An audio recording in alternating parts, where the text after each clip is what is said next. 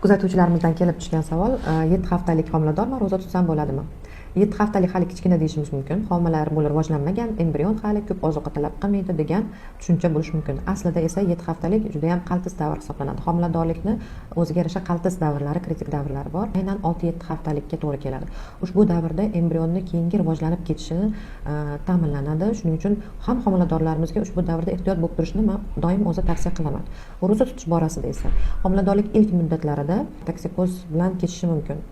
Ro'za tutganda esa suvsizlanish bo'ladi, organizmda degidratatsiya jarayoni sodir bo'ladi va shuni hisobga toksikozlar yana ham og'irroq kechishi mumkin. Agar ayolimizda anemiya bo'lmasa, har qanday darajadagi anemiya bo'lmasa, saharlikda, kechki iftorlikdan so'ng organizmda o'sha suvni yetarli darajada восполнить, ya'ni to'ldirsa, tibbiy hech qanday qarshi ko'rsatmaga ega bo'lmasa, individual ruxsat berilishi mumkin. Menimcha sog'liqqa zarar yetkazilmagan tutilgan ro'za eng maqbul ro'za hisoblanadi. Bu videoni homilador yaqinlaringiz bo'lsa, albatta yuborishni unutmang.